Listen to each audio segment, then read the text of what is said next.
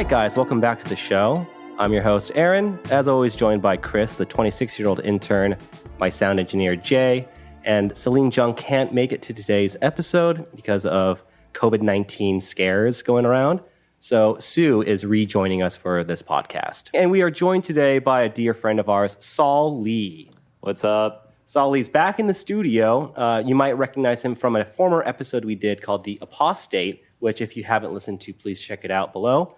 Saul, welcome back. Thanks for having me. What's been up with you besides your man bun, which has gotten bigger since we last spoke? The man bun is You healthy. said you were going to cut it last gonna week. cut it. You said you were going to cut it in half. Yes, I was going to cut it in half. And I did like a little dance of joy. Yeah, yeah, I remember that dance. Yeah. I just sort of procrastinated. I literally saw you pull a strand of hair out of your man bun before you put it up, and then you toss it to the floor. And like a part of me was just so fucking mad. I was planting it for you. I always find your fucking hairs, man. Yeah, I was going to donate it for wigs for cancer patients. Right. Going to, as you changed your mind. I'm still going to do it. You're just going to hoard all that like, hair. You're like, those cancer patients, they don't need this. I'm going to keep it. I feel like we should explain to the listeners how long and It's literally voluminous. down to, I would say, almost behind your knees. It gets to it gets to like my it doesn't get to my tailbone. Oh, really? Not yet. It's just But above still, my that's tailbone. really long. In any case, disgusting. Saul is a very tall man as well. So Yeah, I guess pretty tall. there's Yeah. considerable Very length. tall. I think. The intern is very tall. No, Saul's like Saul's the same posture, height. Almost. yeah. Yeah. He carries himself as. How Chris tall is are you, definitely Saul? taller than me. I'm 5'10" and a half. Okay. Yeah. Or Close to 178. 6 feet. But he carries himself with that Dude. confidence and that swag. Yeah, no, I thought you were over 6 feet Yeah, just no, by no, the way you act, man. No. I am less than 6. Wow, what's your secret? The bun. It's the man bun. It's the fucking bun. It does because it sits atop his head, Yeah. right? That's about 4 inches. Before I had the bun, everyone was like, "You're 5'10". That's crazy." Do it, Aaron. Yeah. But now, Do it. Get the bun. If I don't have nearly enough hair to pull that off, but in any case, Saul, welcome back to the show. You know, we obviously did a little bit of chatting throughout the last few weeks since you've last been on, and I think a lot of has been going on in your life, really exciting new stuff. Most interesting to me of which being this idea of like motivational interviewing that you were kind of talking about with me, and you even gave me a session at one point. It was like super fucking dope. I had a great conversation with you.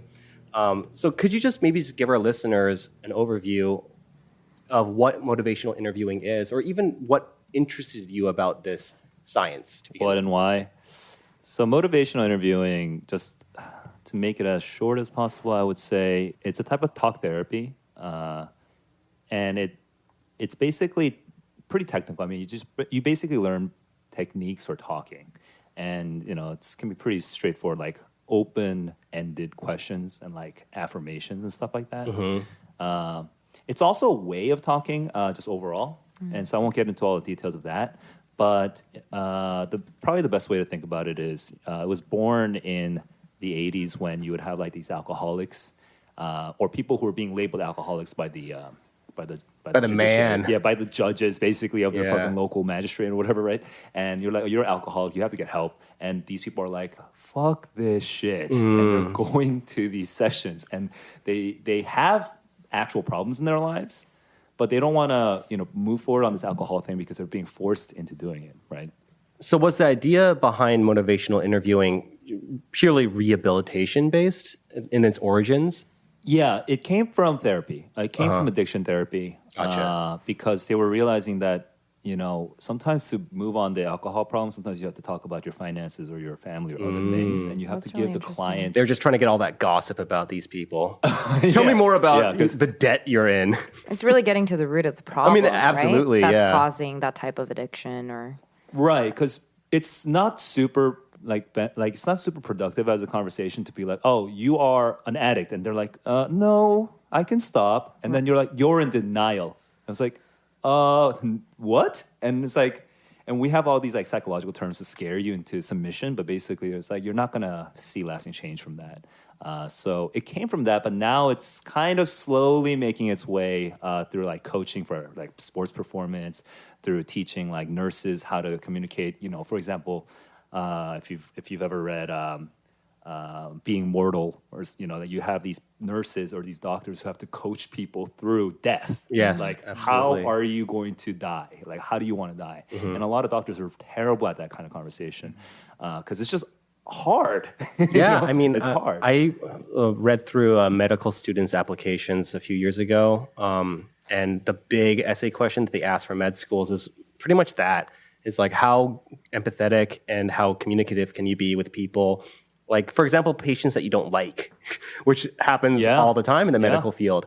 And how can you be patient and understanding of what they're going through and still like give them good medical care? And I have not found, I mean, not that I'm a medical student or anything like that, but I have not found a more robust and sort of easy to study and practical, complete solution than motivation interviewing so far. Right.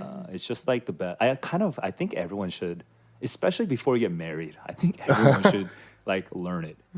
So you think that it has added benefits beyond like rehabilitation, quote unquote, just to like make you a better partner, for Just instance? to de-escalate, like, you know, just to be able to be like, oh, you have those needs, I have my needs, we're colliding, but, you know, be able to talk. Communication, where I'm not there we go. I see. forcing my priorities on the other person. Be like, well, that doesn't make any sense, you know, those kinds of conversations, right? I see. Like, you learn very specific techniques within MI. MI is motivation interviewing. So you learn very specific techniques in MI, but it's pretty much, once you get used to it, it's pretty much applicable anywhere. And so how did you find this? Did you stumble upon this randomly? So not quite randomly, although it wasn't something I was looking for. I was in a program called AC Squared, which is done by sort of the godfather of agile coaching in Korea. Agile coaching. Yes, so that is a term. Is it a product management? So agile coaching and product management are slightly different. I see. Product management is more focused on the business aspects of it, right? You know, you spec out like what features are necessary, what the customers need, what's going to make money. Agile coaching is more of a way of building things together, especially as a development team, building things together. And a lot of companies would want their product manager to simultaneously be agile coaches, but not necessarily. Sometimes you can just have the tech lead be an agile coach. Wait, was this a program that you did with other people at your company, for example? Or was this a business kind of centered thing? Like a lot of tech people would do this program? Oh, cool. I see. It's, I would say, my company didn't send people over there. I volunteered. I said I wanted to do it. So I went over on my own. And the people that were there were probably 50% developers, like computer programmers. And then the other 50 were like a smattering of like product managers, designers, just individual entrepreneurs, like VP levels of like Cool. very big So companies. it also seems like a really cool networking opportunity as well. No, I met a lot of some people were very highly positioned in companies. That's in awesome. Very, very large companies. I think I remember you went to Jeju with these guys at one point. Didn't you have like some retreat or something? No, that was my company. Okay, that was your company retreat. I see. Well, it seems like you got a lot out of this program because as you told me, you came back from that and you felt like you were seeing the world completely differently, right? Yeah. Earlier. What were some I was like saying changes that. you saw in your life kind of afterwards? So going into that program in agile coaching, you know, what I'm learning is like teamwork, cooperation. What do you learn? Like not even Compromise? presentation, like how to structure discussions so that they're more productive, that people can get their opinions in. Like personalities, like you're learning about personalities so that you can adjust to different people really quickly. Stuff like that, right? They're very technical skills. People skills. They're very technical soft skills. Okay. For learning to be basically the kind of person that when you get hired, you just amplify the productivity of the people around you. Agile coaches should do that. So that's what I got better at in the first 4 months or whatever that I was going through this program. So I got better at those deliberately. But like the crazy thing, and the reason it's like a $3,300 program or something like that. Wow. But I recommend it to anyone who would be interested because I had side effects that were not even related. Like I think about 6 months after I started, I just started sleeping better, which was a thing I'd always had a struggle with. And so I used to get kind of like complaints at work for kind of like coming to 1 out of every 4 meetings late and stuff like that. But like, So it made you more punctual? I just suddenly became punctual. Great. It wasn't even something I tried to improve. It just happened. Oh, wow.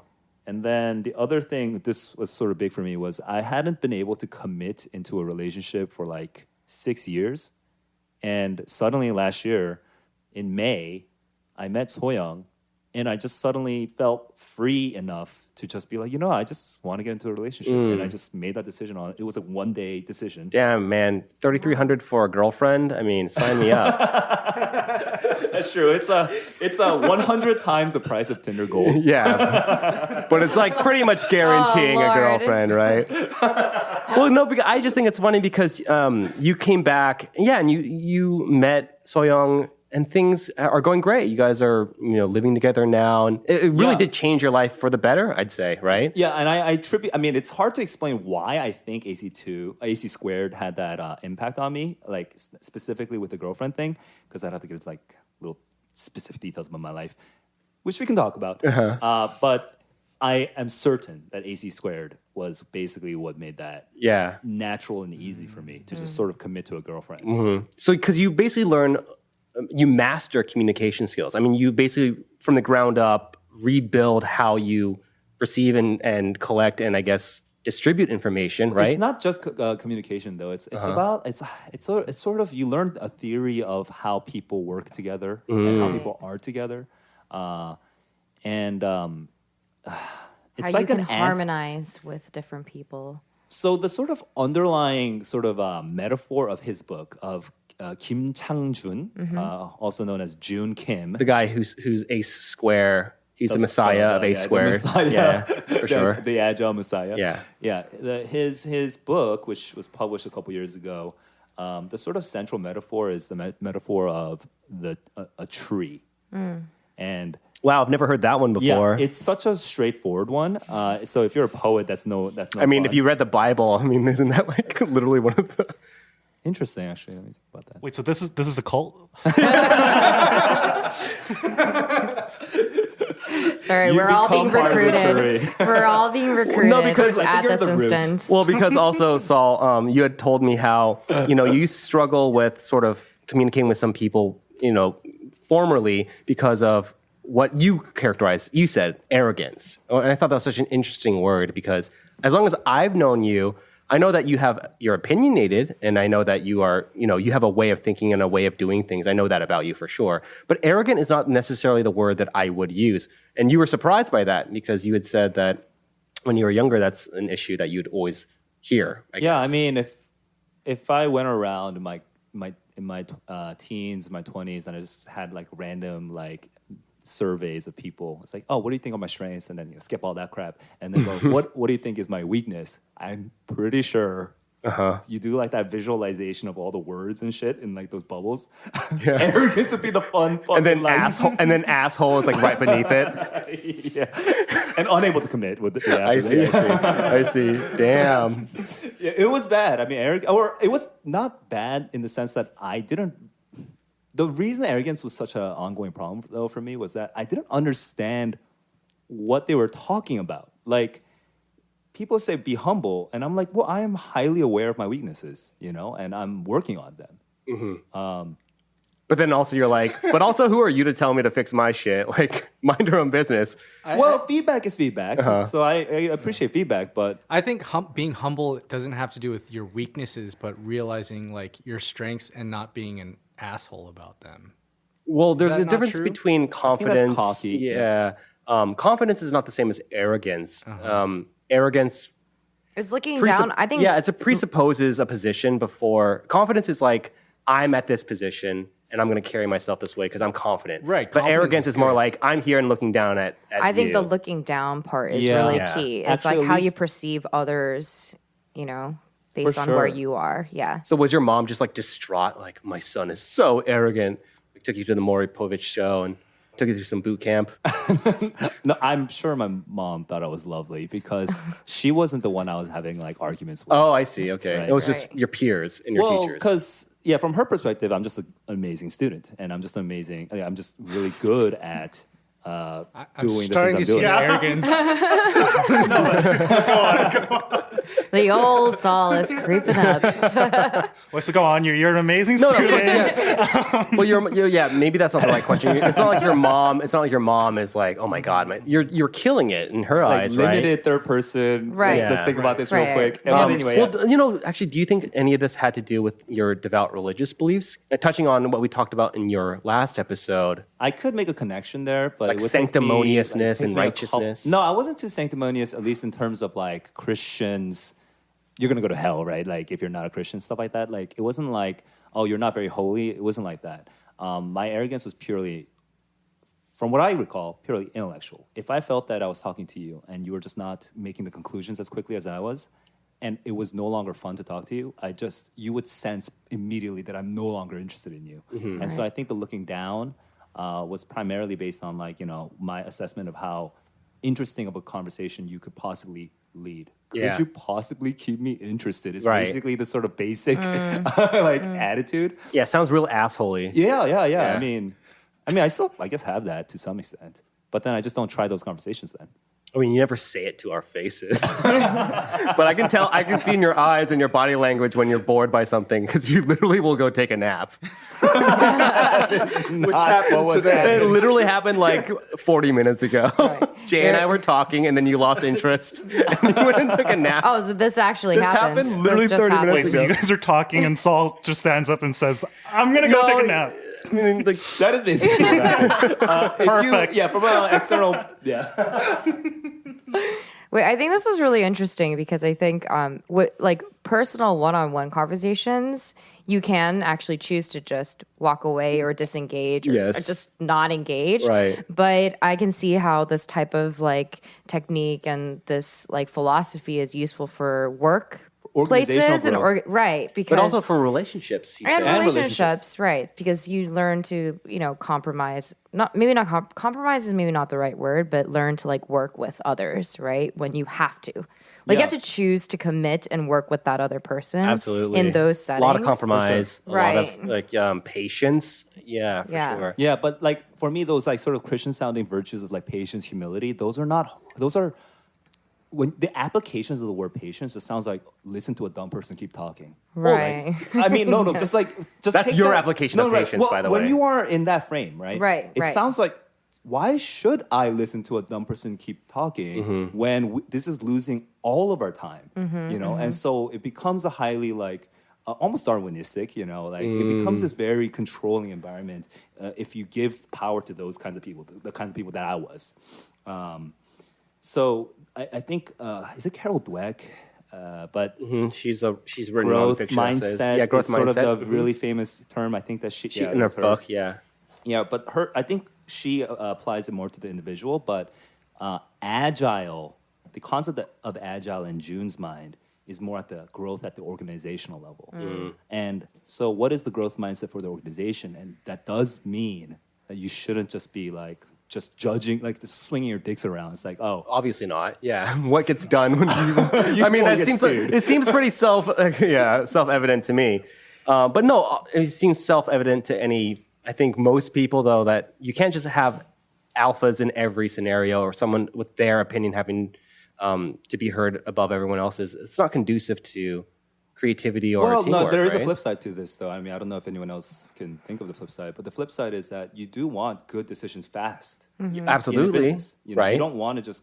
If you listen to Ray Dalio. Ray Dalio is kind of. I don't know if I'm characterizing him perfectly, but he wrote that book Principles like 3 years ago or something. It was kind of a big deal, and if you read his thinking, it sounds like someone who wants the best idea to come out as fast as possible from the group of people that he's just squeezing out the ideas from. I mean, that's maybe a little too sinister, but you can have that sort of vibe if you read him. And I don't think he's that sinister, but it is a tough, cutthroat sort of environment that he builds, and it worked for him.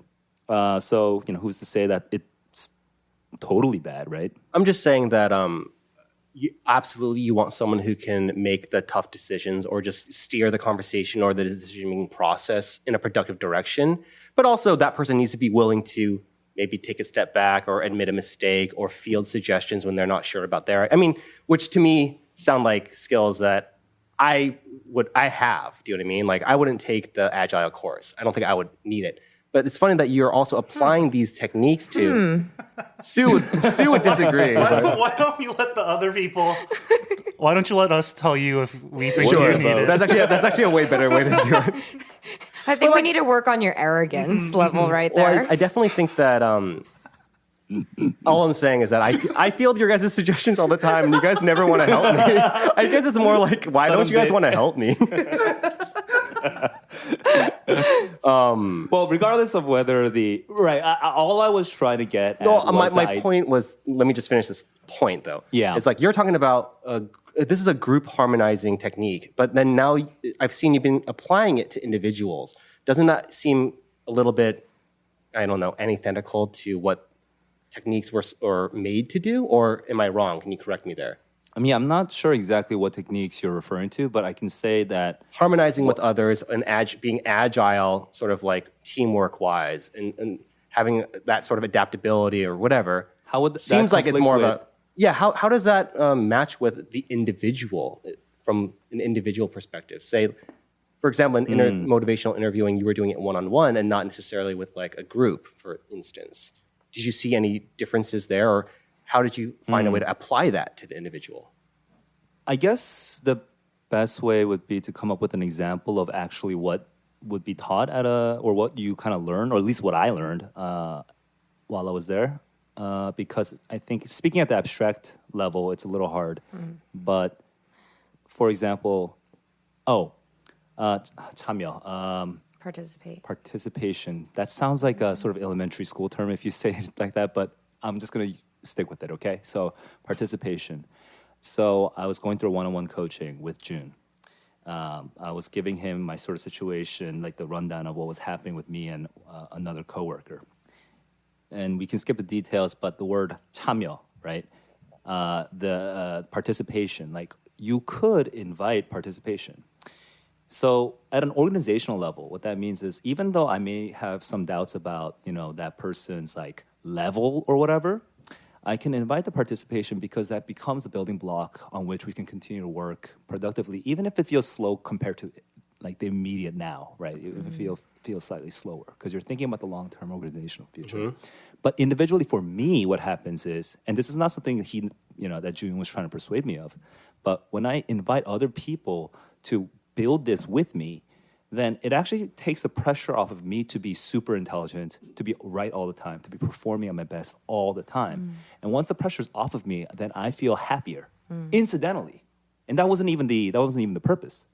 So it has this, and this is just one concept. I mean, there were a bunch of different concepts that I sort of worked through in my time, but that would be one example that comes to mind. I feel like it would be really helpful to understand how you went from the sort of the agility, what was it? Agile coaching, and how that relates to motivational interviews. Right. Wow. I don't have the sort of philosophical and abstract terms to put it all together in a neat package yet, but I could say that motivational interviewing, one of the foundations of it is that you respect the individual's autonomy. And that sounds so banal on paper just to say it out loud, but you respect that person's autonomy. So if that person doesn't feel like it's right, then there must be something there. There must be a reason, and you have to have this sustained interest in that. And agile, working agile, developing agile doesn't just mean pumping out code every 2 weeks instead of every 4 weeks, right? That's not what agile means, at least not from June's conception of it. It's about people knowing how to harmonize and grow together. Right. Like a tree, over time, adjusting. Got it. Yeah. That helps a lot, actually. Like a tree. And you guys are I don't know, the branches. Yeah, and you know, branches, like if the branches sort of like start reaching out and then it comes up against the wall, then it just goes around. Keeps growing, It yeah. just grows around. Right, It just right. adjusts like It adapts. incrementally. Yeah. One day at a time, right? Okay, so you're the motivational interviewer. Okay, let's just call you that for now. You're the Sure. You're the MI. The MIer. Sure. EMIer. Okay. Well, what's interesting also is that you came back from this work retreat or this experience, this program, had this realization, had a super productive, work experience, met a girlfriend, quickly moved in together even. And then you said that you recently had another epiphany, like recently. You care to talk about that? Right. So instead of saying another epiphany, I would say when I was a Christian, I would have epiphanies or epiphanic experiences, and like even basically out of body experiences, not quite regularly, but frequently for a human being. Like more than once a year, that kind of thing. When you say like that, like the sort of quote unquote getting high on God feeling of being suffused with His love or whatever terms that Christians would use, is that what you're referring to? Well, a lot of times that refers specifically to that sense of like joy and like that like sort of like intense like pleasure of just like being in that The mode. ecstasy of religious ecstasy, right. experience. Yeah. Yeah, and I am referring to that too. Okay. But, there are also other sort of epiphanic things. Like I'm just like doing my fucking dishes and I'm thinking, oh my God, God wants ... So, there's those kinds of things. There is something about I wish I knew the literature to read about like studying brains of people who are religious. Yo, varieties of religious experience. I still want to read it. I know. James. Well, yeah. Anyway. So that's William James for listeners out there. Shout out William James. Yeah. So before AC squared, I'd been not quite unhappy with my life, but not quite happy either. And the word epiphany was very far from me. I hadn't had that vocabulary in my thinking for probably close to like 8, 9, maybe 10 years at that point. I'm just talking about last year right now. Then like I go through AC squared, I'm seeing all these changes in my life, and just like a month ago, I was lying in bed, getting ready to sleep, and then suddenly I just felt like this sort of, I don't know if it's dopamine, but this sort of rush through my entire body.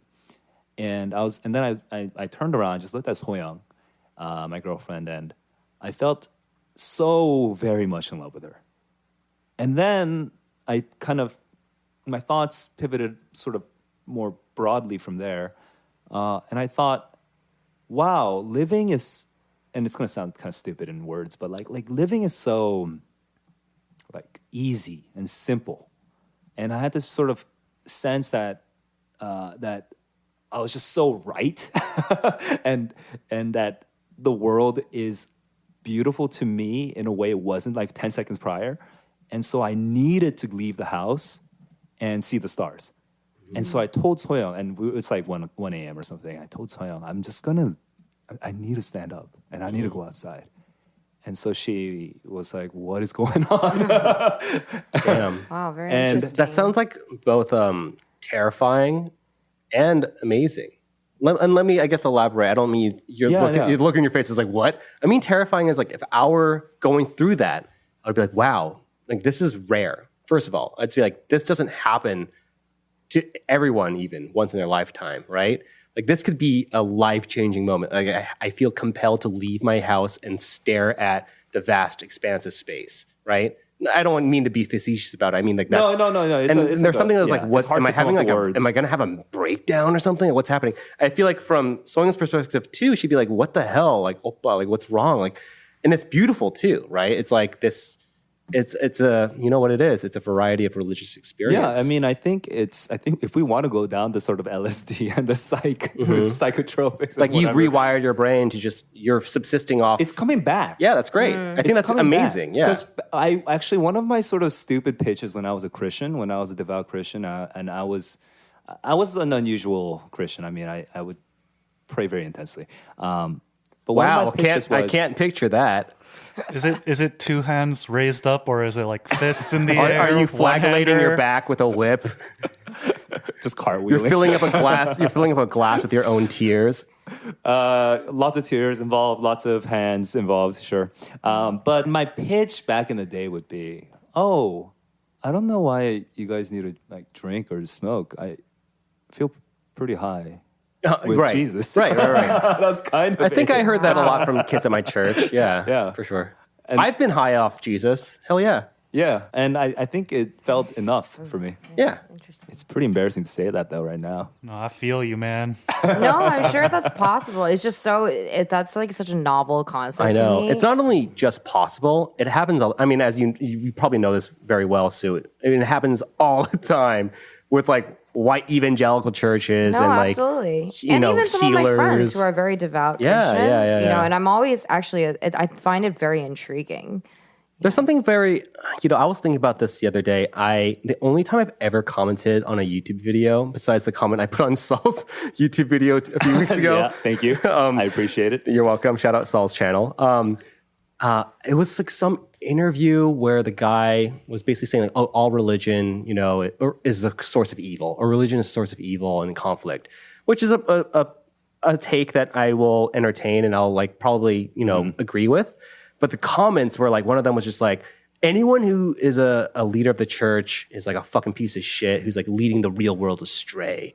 And I don't know, it was my programming that's in me, but I immediately like logged into my Gmail, logged back into YouTube, and I was like, as Aaron Shin just wrote, serving the Lord and trying to guide people in your community towards like a more just path is one of the most noble things you could dedicate your life to. Like, you can't just sweep all these guys under the rug because, like, a bunch of them raped kids in the Catholic Church or whatever the video was about. And I felt so convicted to defend the church, whereas I hadn't been in the church. This was probably like 3 or 4 years ago. Like, that's why all YouTube comments are just so angry because, like, the only thing that could trigger you to log in and comment would be something that like makes you mad. No, I was like outraged, but I wasn't calling this person a bad person. I was just like, You were defending. I was like, brother, like, there's way more evil in the world than a pastor, like, and I know a lot of people out there who, well said. I know a lot of people out there who went to seminary or were thinking about seminary very seriously. And, I don't know. I have a lot of love and respect for people who sacrifice their lives or dedicate their lives, is another way of saying that, to serving God. I wouldn't do it. I also think that if I tried, I would like immediately regret it, but have to play the long con and, just like siphon millions out of my congregation. And they make a documentary about me for 48 Hour Mystery or something. Oh Where is Reverend Aaron Shin? Last seen on his mega yacht in the Bahamas. Wow, this got so dark so fast. I don't know how we got here, to be honest. No, just like, I just, Fire Island. So we started with Saul's Tell pitch. me again how religion isn't terrible and not evil. well, I'm saying that I would have, I know myself enough to listen to that little part of me that's like, you don't fuck with this shit, man. But I think I know enough people who genuinely do fuck with this shit. And they want to do a lot of good in the world, and respect to that. So anyway, Saul, I'm so sorry to take away from your story. But yeah, you were suffused with this feeling looking at your girlfriend. You went outside. What was her response? She was supportive. I mean, Soyoung didn't like make me feel weird or anything. She just walked around and saw the stars with me. Yeah. And then we came back in. That's so fucking cute. Do you think anything happened after that moment? Like, was that sort of like a Yeah, breakthrough? he got laid. What do you mean? Do you think anything happened? Weirdly, it feels like no, we did not do anything. And, like, we just went to sleep, and she went to work the next morning. But nothing happened after that. I just felt comfortable with my place in the world, and I just continued to be comfortable. It's beautiful. That's basically it. I'll tell you another thing that happened though is that your followers on Clubhouse almost doubled in the last 3 days. So 180. Let's go in a different direction. Clubhouse. So how the hell do you get 500 followers so fast? What is the secret? Yeah, I guess because I knew this topic was coming, I checked. I have 480. Okay. Not quite 500 yet, although maybe this podcast will help. We call it the 30-something bump, but we don't want to call ourselves a 30-something podcast anymore. I'm trapped in an existential crisis right now, you guys. New podcast name, The Existential Crisis. Ooh, yeah, that's actually not too bad. Yeah. So yeah, I help sometimes, guys. But what's been, I guess, your experience with Clubhouse? Because I personally fucking love it. I've talked to a few different random people throughout the last week or two I've been on it. I've made 3 random stranger internet friends through it. Nice. You've made hundreds, it sounds like. Yeah, I guess. Yeah.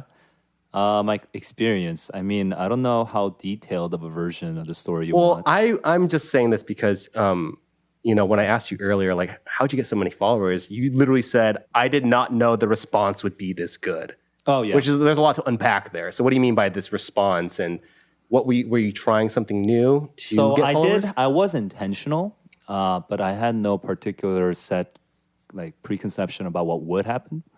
My intention at sort of very base level was, hey, new sort of playground. Everyone's excited.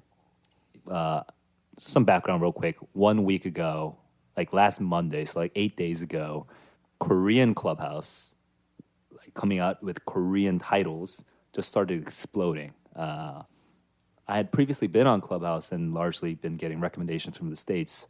But I guess the Elon Musk event, that was a big deal. So suddenly a bunch of Koreans were coming into Clubhouse. And then I was like, what? These are, these are the people that are interested in tech in Korea. So they're like me, So I was like, let's play. So the first thought I had was, let's just do Pomodoro timer, study/work sessions. So I tried that. I think I met no one. Real quick, what is the Pomodoro technique? Oh, right. So you do study sessions, right, with friends, and you could just sit together and be at a cafe. But Pomodoro is specifically timing it, where you force a rest period every fixed interval.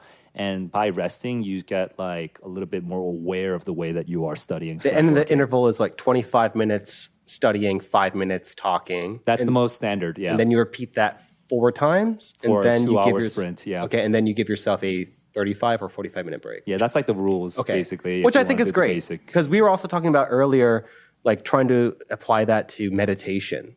I feel like if I did a full, quote unquote, Pomodoro meditation session, I would be very proud of myself, right?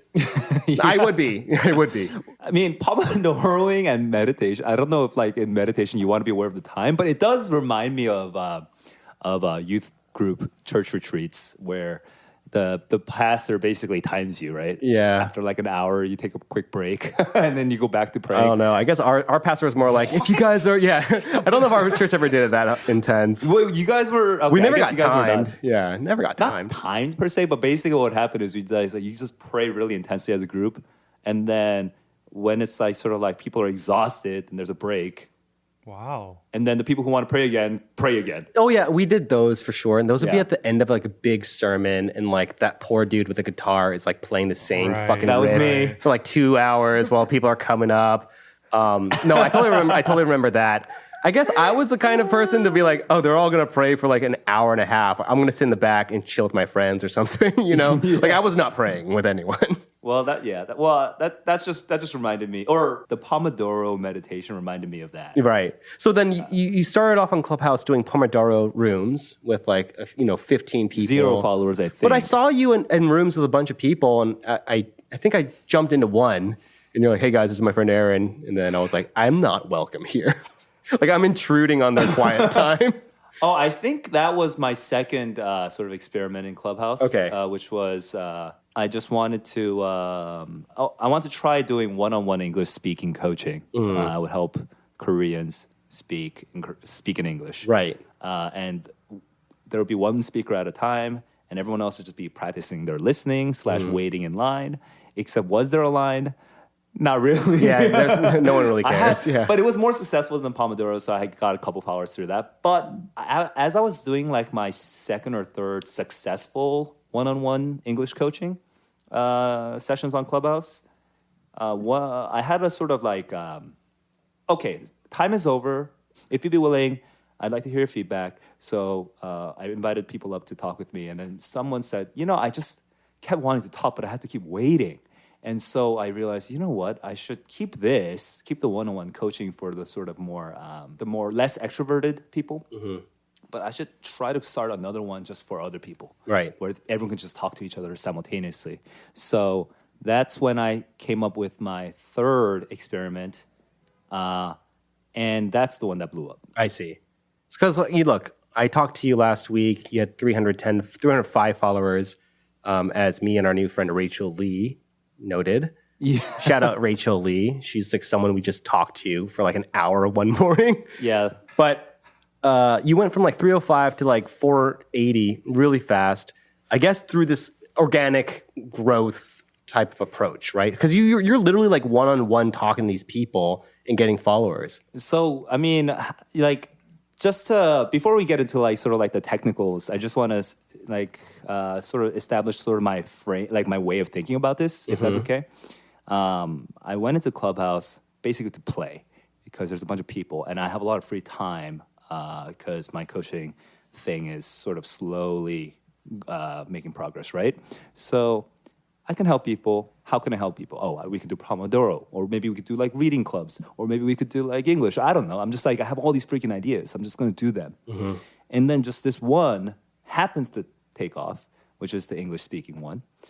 And then come back around to your question, like, yeah, like when you saw me on like Saturday or Friday or whenever that was, and I had 300, that was literally, if you got me 48 hours before, I was still probably at 80 because... I also think that I talked to Saul this past weekend, the most I've ever talked to him in my life.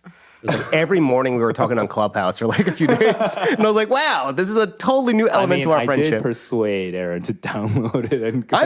And first of all, I'm loving Clubhouse. I've made, as I said earlier, 3 new friends. Have you shot your shot? No, I have not shot my... So, funny story, shoot your shot. Do you guys know what shooting your shot is? Yeah, when I say shoot your shot, what does that bring to mind? Just like go for it. Like, yeah, right? Did you try... So I guess like in Clubhouse parlance, and I think this is also in dating too, right? Like shoot your shot with that girl. Oh, she's so hot. Hey man, go shoot your shot. So there's a fucking group, and it's all these like kyopol. Many groups. Yeah, there's many, but like there was one that I saw. Yeah. It was all these like Korean American names, I guess, right? Like Brian Huang, Annie Park, whatever. And there was literally like 1,000 people, and I thought this is a good number, right? It's not intimidatingly large. And I was with Sophia, my girlfriend, and I was just listening, and as the minutes progressed, I realized that they were talking, like the guys were shooting their shot at the girls in the group, being like, hey, it was like speed dating, or it was like a game show almost, like a reality show. These guys were just talking about like, at workout, blah, blah. And I just caught this one soundbite of this girl just being like, yeah, no, it's going to be a no for me. I just think it's such a turnoff when a guy can't handle spicy food. And then like all these other guys are like, yeah, but some food's really spicy. And me, as someone who sweats profusely when he eats spicy food, I was like, damn, dude, that guy's getting roasted. I was like, this is mortifying, man. Like, what did I stumble in front of upon? 1,000 people. Yeah, this is awful. Fucking cringe. Fucking Brian Huang. And the funny thing is that there's an offshoot group called So You Shot Your Shot. No, I'm not even kidding. And it's where all the losers go to talk about it. Wow. It's an amazing ecosystem. Wait, do people in the So You Shot Your Shot shoot a second shot? Is that like I assume so. consolation ladder? I assume so. I saw the name, and I was like, there's no fucking way anyone's gonna catch me dead in this group because I didn't even get to shoot my shot. Anyway, I'm loving I was gonna say cloud sound. I'm loving Clubhouse. Sue's heard me in the mornings. Like I'll just be on Clubhouse, like chatting. I had a really great talk with a bunch of Korean American Seattle-based like engineers. It was really fun. It was That's like 5 random. of us. Yeah, super random. Oh, whoa. Yeah, shout out Kayla Park, another friend I made on Clubhouse. But nice. Hello, Kayla. let's go back to sort of the bit to close out the episode. So Saul, if you will, indulge us putting on your motivational interviewer cap. We do have a troubled young man. He's 26 years old, a recent graduate from UCLA. Really has everything going for him in life. Loving family, really good friends, a degree from UCLA in sociology, like one of the most coveted majors in all of academia. Right. Sociology. But he seems to be sort of stuck, with this one issue in his life. So I don't know, Chris, would you like to share? So I'm the troubled individual. Okay. I don't know. Is this how these sessions usually go? Feels like more like a Maury like episode of Dr. Phil. They don't Okay. normally come to me being like, I am a troubled Or this is like okay. Love Line on like a late night radio Hi, show. my name is Chris. I'm 26 years old, and I'm addicted to addiction. What? So I'm addicted to addiction. yeah. Okay. Basically, what I was thinking was, Okay. I usually get really into whatever I like in my life. I only want to do that one thing for like however long. Like for Give us example, some examples, yeah. golf. There was a period where I was screen golfing. Well, I was screen golfing 6 times a week, and like Yeah, it's not good. It's because It's better than, Yeah. snorting crank or something. But yeah. Because if you're addicted to addiction, you should have gone through your crank phase. That's all I'm saying. Yeah, so I don't even know what the fuck crank is, so I guess I'm not as bad as I thought I was. But like in general, I seem to get addicted to the thing I like the most in my life at that period of time. Which recently was screen golfing. Screen golfing, or there was, a certain reality competition show that I was By the addicted name to. of Survivor? So, yeah, I Okay. mean, I don't want to say it. I feel like I'm We're going to pay the money if you say it. No, like I'm trying to talk about Survivor less because Or Okay. there was a time when you were really into that baseball game on your PS4. Yes. You played like 18 hours a day. yeah, so it was a period of my life where I was like barely going to school, Right. not really going to school, smoking a ton So of right weed. now, Guys, let listen me- to let me, his episode let below, me- by the way. The Graduate. That's Chris's episode. It's a great episode. But anyways, the thing I was trying to say is I was trying to get to the top 0.1% of this video game, right?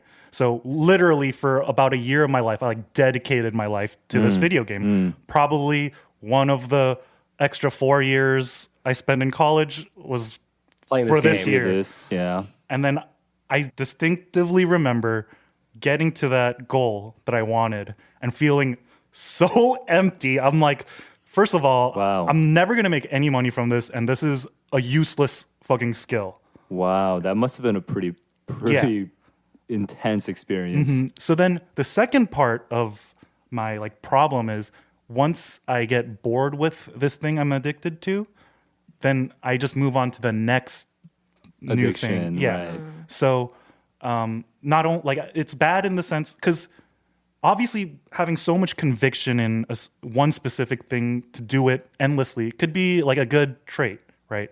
But then Something's not totally like paying back, or like something's not rewarding you. right. And if I kept with it for like a long period of time, maybe it'd be a different story, right? Like That like perhaps yeah, that PGA game. Tour, yeah, NBA.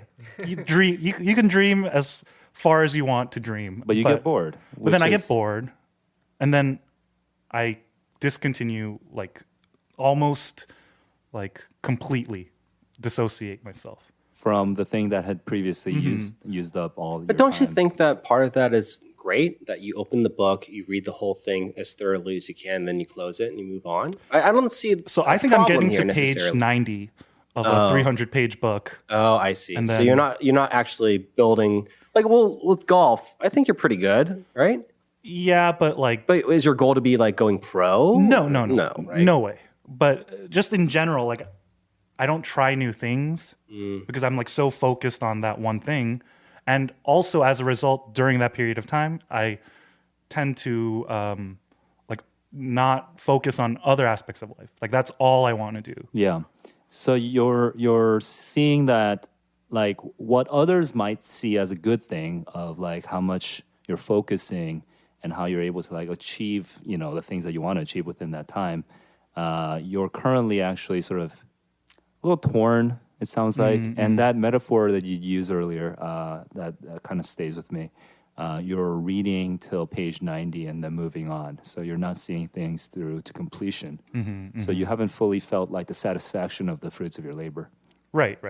Also choosing the wrong things to get completely addicted to. I think Because it's not like One you're of- learning how to like. So I guess A new skill. Yeah, I guess if we're if I'm trying to help Chris with his focus on his addictions, I would like to request sort of slowing down the conversation and letting him process.